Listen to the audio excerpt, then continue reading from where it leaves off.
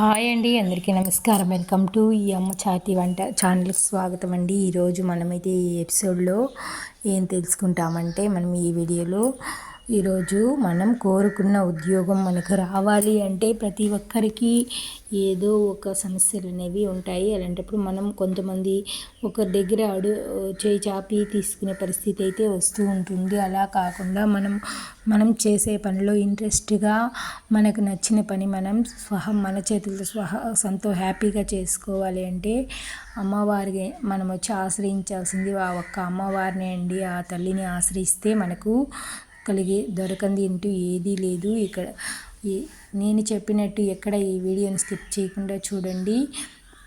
ఈ విధంగా చేశారంటే మీకు కోరుకున్న ఉద్యోగం అనేది తప్పకుండా వస్తుంది. ఉదయమే హోరా అనే టైం ఉంటుంది, 6 to 7 నుంచి. అంటే హోరా ఈరోజు అయితే మంగళవారం కాబట్టి కుజహోరా అని ఉంటుంది. ఈ హోరా టైంలో 7 గంటలకంతా స్నానం చేసుకొని ఇల్లు అంతా శుభ్రం చేసుకొని మనం ఇంటి ముందర ముగ్గు అయితే పెట్టుకొని దేవుళ్ళకైతే పూజ అయితే మామూలుగా రోజు చేసుకునే పూజ అయితే చేసుకొని మన దీపారాధన అయితే చేసుకున్న తర్వాత ఉన్న పువ్వులు చెట్లలో పూసిన పువ్వులన్నీ కోసి దేవుడికి అలంకరించుకున్న తర్వాత మనం కోరుకున్న ఉద్యోగం కావాలి అంటే ఆ సాక్షాత్ ఆ పరమేశ్వరి యొక్క అనుగ్రహం అయితే మనకు ఉండాలి. ఆ పరమేశ్వరి అనుగ్రహం మనకు ఉండాలి అంటే మనం చేయవలసిన పని ఏంటంటే ఆ తల్లి అనుగ్రహం నిండుగా మన మీద ఉంటే మనకి ఎన్ని సమస్యలైనా దూరం అయిపోతాయి. వచ్చిన సమస్యలు కర్పూరహాతలు కరిగిపోతాయి.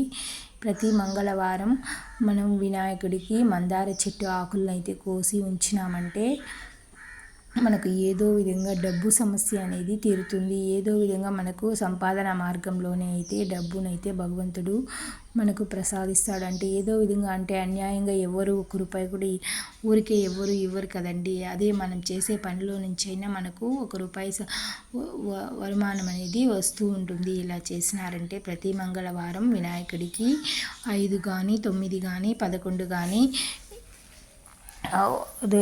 మందార ఆకులు సమర్పించి చూడండి. మీ చేతిలో డబ్బు ఏ విధంగా ఉంటుందో అయితే నాకైతే కామెంట్ చేయండి. తప్పకుండా ఈ పరిహారం అయితే చేసి చూడండి. నేనైతే ఎంతో కష్టపడుకున్న కట్టుకున్న ఈ గృహంలో మేము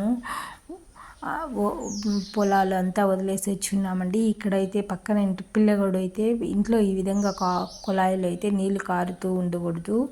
కుళాయిలో నీళ్ళు కారుతూ ఉంటే మన ఇంట్లో డబ్బు సమస్యలు కూడా ఆ విధంగానే ఖర్చు అవుతూ ఉంటాయి. కాబట్టి బాగా ఉన్న కుళాయిని వచ్చి పక్కింటి పిల్లోడైతే కొట్టేసి పూసినాడు.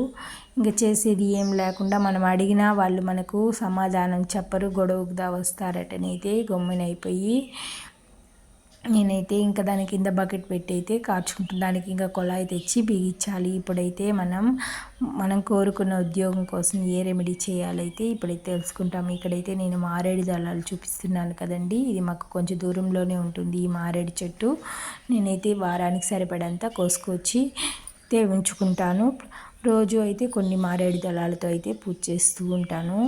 ఇప్పుడు మనం ఈ అమ్మవారికి ఈ 108 నామాలతో సార్లు నేను చెప్పే ఈ నామాన్ని జపించి అమ్మవారికి సమర్పిస్తే మనకు ఖచ్చితంగా 100% అయితే ఆ అమ్మవారి అనుగ్రహం వల్ల మనకు ఏదో ఒక పని అయితే చేతి నిండా డబ్బు దొరికే పని అయితే దొరుకుతుందండి. తప్పకుండా ఈ రెమెడీని పాటించి చూడండి. నేను చెప్పే ఈ మంత్రాన్ని 108 సార్లు జపించి, ఇది దుర్గా సప్తశతిలోని శ్లోకం అండి. ఈ శ్లోకాన్ని 108 సార్లు చదివి గంధం పసుపుతో నూరి ఆ మారేడు దళానికి అద్ది అమ్మవారికి సమర్పించినట్లే. ఈ వీడియో నచ్చితే లైక్ చేయండి, సబ్స్క్రైబ్ చేసుకోండి.